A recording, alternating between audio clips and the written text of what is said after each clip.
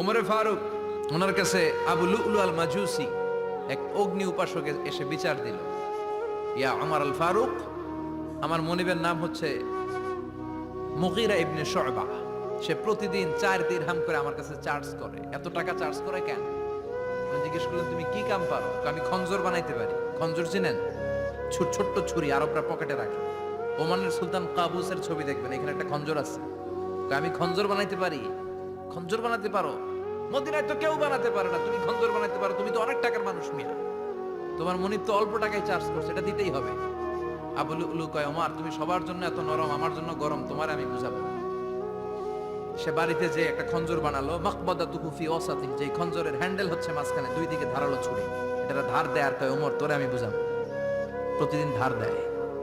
সাইয়েদনা ওমরে ফারুক মসজিদে নববীর ইমাম, ওয়া কানু ইউসাল্লুনা বিগালাস, তখন ওনারা অন্ধকারে নামাজ পড়তেন আউয়াল ওয়াক্তে। আমরা তো দেরি করে পড়ি, সুন্নাহ অনুযায়ী আগে আগে পড়া ভালো। আপনি মসজিদুল হারামে গেলে দেখবেন যে কত আগে ফজর পড়ে।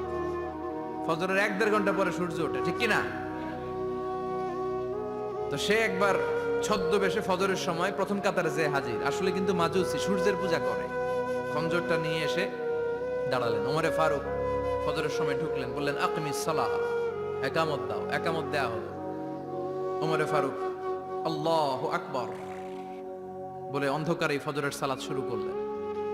প্রথম রাকাত যখন পড়ে ফেললেন, রুকুতে যাবে, ইন দা মিন টাইম সে খঞ্জর বের করে ওমরে ফারুককে 3টা স্টেপিং করেছে। একটা নাভিতে মারার সাথে সাথে নাভিটা কেটে গেল, আর একটা এই পাশে পাজরে, আর একটা পেটের মাঝখানে, পেটও কেটে গেল। ওমরে ফারুক বললেন কাতালানি আল কালব, এক কুকুর আমারে মেরে ফেলেছে। ওমরে ফারুককে পিছনে নিয়ে যাওয়া হলো। আব্দুর রহমান ইবনে আউফকে টেনে ইমামতির জায়গায় নেওয়া হলো। আর সে কাতারের মাঝখান দিয়ে খঞ্জর ঘুরাতে ঘুরাতে আগাতে লাগলো। ওর খঞ্জরের আঘাতে 7 থেকে 8 জন সাহাবী স্পট ডেথ, জায়গায় শেষ। ওমরে ফারুক বেহুশ। ওমরে ফারুক, ওনার মুখে দুধ দেয়, দুধ ওই নাভি দিয়ে বের হয়ে যায়। নাভিজ দেয়, নাভিজ পেট দিয়ে বের হয়ে যায়। রাষ্ট্রীয় চিকিৎসকরা বুঝতে পারলো উনি আর বাঁচবে না, বেহুশ। সবাই দাঁড়িয়ে আছে। কি হয় আমাদের আমিরুল মুমিনিনের? 10টি বছর তিনি অর্ধ পৃথিবীর শাসন করেছেন। উনার ভয়ে বাঘে মহিষে এক ঘাটে পানি খেত। হুশ ফেরার পরে ওমরে ফারুক বলেন, আমারে মারছে কে? আমার কি অবস্থা, বাঁচবো কিনা? আমার ছেলে আব্দুল্লাহ কোথায়?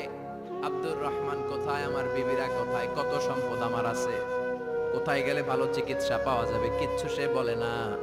হুশ ফিরার পরে ওমরে ফারুকের প্রথম প্রশ্নটা ছিল আসল্লান নাস, আমার দায়িত্বে, আমার নেতৃত্বে যে ফজরের একটা নামাজ শুরু হয়েছিল, এটা কি ঠিক মতো শেষ হয়েছিল? আসল্লান নাস, মানুষের নামাজটা পড়ছিল, 1 রাকাতের দায়িত্ব পালন করতে পেরেছে, এরপর হুশ নাই। বাকি 1 রাকাতের কি হয়েছে? মুসল্লিদের কি হয়েছে? সালাতটা ওয়াক্ত মতো হয়েছে কিনা? আসল্লান নাস, এটা ছিল ওমরে ফারুকের প্রশ্ন। সুবহানাল্লাহ কইবেন না? তাহলে এই সালাতের গুরুত্ব আছে না নাই? সর্বপ্রথম এই সালাতের ব্যাপারে in the day of judgement আমাদেরকে প্রশ্ন করবে কে? সালাতে কায়েম করো, সালাতে কায়েম করো, হবে সম্মানী তুমি, হবে জান্নাতি তুমি, হবে সম্মানী তুমি, হবে জান্নাতি তুমি।